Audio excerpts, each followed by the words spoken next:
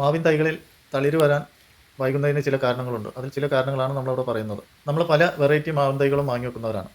അത് മാങ്ങയോടുള്ള ഇഷ്ടത്തേക്കാൾ കൂടുതൽ നമുക്കതൊക്കെ വളർന്ന് കായ പിടിച്ച് കാണുന്നതിലാണ് കൗതുകം. അപ്പോൾ നമ്മൾ വാങ്ങി വെക്കുന്ന തൈകൾ വളരുന്നുണ്ടോ എന്നുള്ള നമ്മളിങ്ങനെ നോക്കി നിൽക്കുമ്പോൾ അത് വളരാതെ കാണുമ്പോൾ നമുക്ക് വളരെ വിഷമമുണ്ടാവും.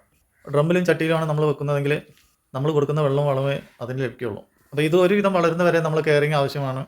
പിന്നീട് അത് താനെ വളർന്നോളും. ഒന്നാമതായി മണ്ണിലെ പോഷകക്കുറവ് മൂലം സോയിലിൽ ന്യൂട്രീഷൻ കുറവ് അനുഭവപ്പെട്ടാൽ അത് അതിൻ്റെ വളർച്ചയ്ക്ക് ബാധിക്കും. രണ്ടാമതായിട്ട് വെള്ളത്തിൻ്റെ പ്രശ്നമാണ്. ഒന്നുകിൽ വെള്ളം കൂടുതൽ അല്ലെങ്കിൽ കുറവ്. അത് നമ്മൾ നൽകുന്നത് കൃത്യമായിരിക്കണം. മൂന്നാമതായി ചെടിക്ക് കിട്ടുന്ന നൈട്രജൻ വളത്തിൻ്റെ കുറവ് അല്ലെങ്കിൽ കൂടുതൽ. ചെടിയുടെ വളർച്ചയ്ക്ക് അത്യാവശ്യമാണ് നൈട്രജൻ വളങ്ങൾ. അപ്പോൾ അതിൻ്റെ കൂടുതലും കുറവും ചെടിയുടെ വളർച്ചയെ ബാധിക്കും. അപ്പോൾ അത് ഒരു വിധമെങ്കിലും നമ്മൾ കൃത്യമായിരിക്കണം, കൂടാതെയും കുറയാതെയും നോക്കുക. നാലാമതായിട്ട് എത്ര കെയറിങ് ചെയ്തിട്ടും കാര്യമില്ല, സൂര്യപ്രകാശം ഇല്ലെങ്കിൽ ചെടി വളരില്ല. സൂര്യപ്രകാശം ചെടിക്ക് അത്യാവശ്യമാണ്.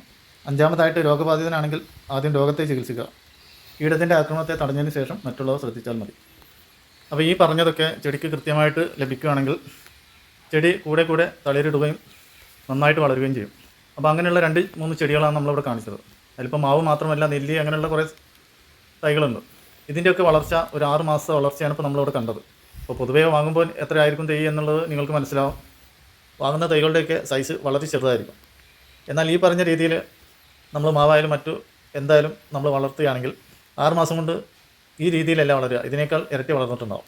കാരണം 4 മാസത്തെ വളർച്ച. കാരണം ഇതിൽ പറഞ്ഞ 3 എണ്ണം ലഭിക്കുന്നില്ല. 4 മാസമായിട്ട് സൂര്യപ്രകാശവും വെള്ളവും അല്ലാതെ മറ്റൊന്നും വളർച്ചയ്ക്കുള്ളതോ വളമോ മറ്റുള്ള ഒരു കെയറിങ്ങും ഇതിൽ ലഭിക്കുന്നില്ല. കാരണം 4 മാസമായിട്ട് നമ്മളെ സിറ്റുവേഷനൊക്കെ നമ്മൾ പലപ്പോഴായിട്ട് ഈ വീഡിയോയിൽ പറഞ്ഞിട്ടുണ്ട്. അത് കാരണം കൊണ്ട് തന്നെ ഈ ചെടികളൊക്കെ തളിരിടാനും അതിൻ്റെ വളർച്ചയൊക്കെ മുരടിച്ച് നിൽക്കുകയാണ്.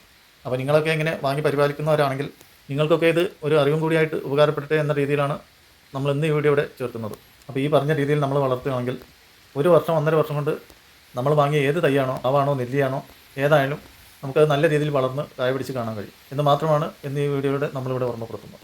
അപ്പോൾ എല്ലാവർക്കും മറ്റൊരു വീഡിയോ വരുന്നവരെ എല്ലാവർക്കും ബൈ.